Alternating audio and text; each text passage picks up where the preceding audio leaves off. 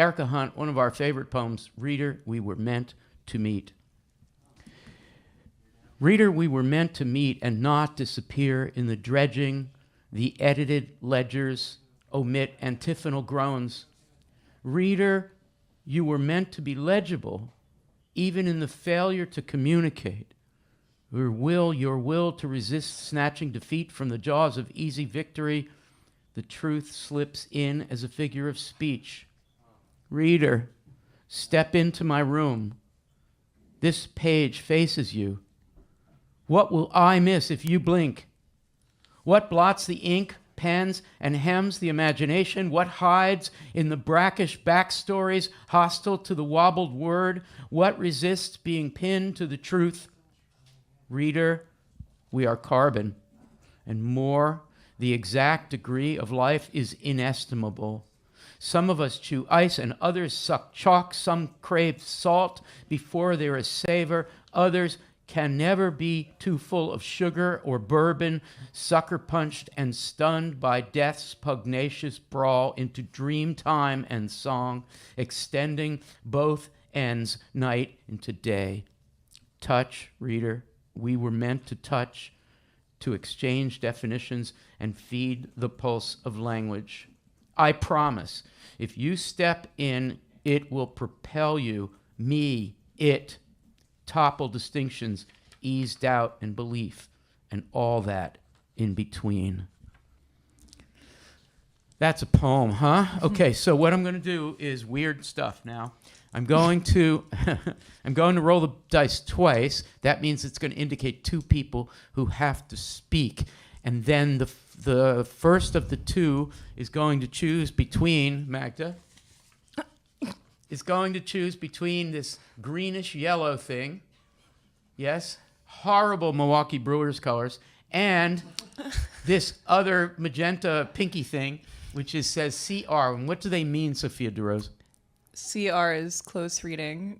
DR is distant reading. Yes. So one person, the first person, gets to choose one. That person will be responsible for picking a line or a phrase and doing a close reading if they choose CR. Or they can choose DR, which is more of a 1,000-foot above the poem look, maybe a kind of a ModPo wide thinking about the poem. Okay, so here we go. Here we go. All right, it's a 2. That's Lainey Brown. Lainey, you're going to choose close reading or distant reading, please. I'm going to choose close reading. Close reading. It matches Lainey. Your shirt. Yeah, good choice. Matches your shirt. Okay. And the next person will be 4. That's Jason. So, Jason, you're going to do a distant reading. What does that poem do for the whole course or for poetry in general? Let's start with Lainey Brown. Pick a line or something. Sure. I'm going to zoom in on the third line. Reader, you were meant to be legible, which it flips the expectation, the readerly expectation, which is we come to a poem and we try to find an entrance or make it legible as a reader. The writer tries to make it legible to the reader. But in this case, the author of the poem, the speaker of the poem, is saying that the reader is meant to be legible to the writer as part of this interactive encounter. That's so great, Lainey, thank you. And legibility is a word that we often use for understanding writing, right? Something that is legible is something that we easily understand or commonly understand. But in this case, you're suggesting that legibility shifts over to the reader. So that's really a revolution, a radical turn. Can you describe again, in maybe different words, what's the significance of that revolution, that turn toward the reader being legible?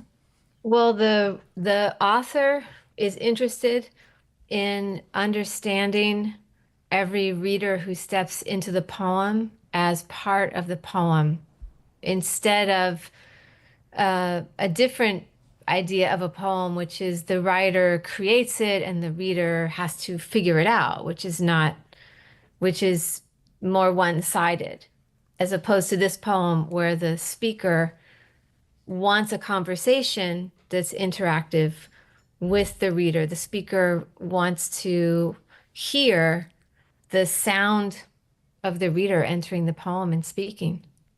Okay, thank you, Lainey. Before we turn to Jason and before we find out who's on the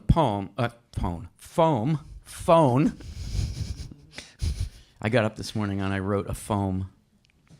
Was it good? Yeah, it was really good. And I called my mother, who's my lifeline, 94 years old, and I said, Mom, I've got a foam. She said, you need to get some more sleep. You know her. That's something she would say, Yeah. right? I don't know why you're calling me this early. You need to get some more sleep.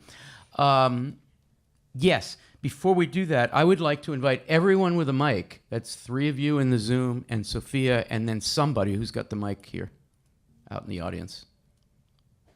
You know, you have the mic. Would you pick it up? Okay. I would like anybody who's near a mic to unmute themselves and say a synonym for legibility in this case. A synonym, another word for legibility. Magda wants to participate. You near a mic? Yeah, give Magda a mic. Okay. Open floor. We don't do this very often because it could be chaotic. Use your mic to give us synonyms. Go. Like reasonable. Reasonable. Thank you. Visible. Visible.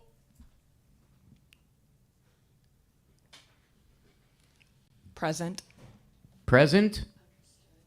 Understood, says Tina. Accepted. Accepted, says Cole. Sensible. Sensible. Dave, Lainey, Jason. Synonyms. Objective. Objective. Discernible. Discernible. Magda, you're being quiet.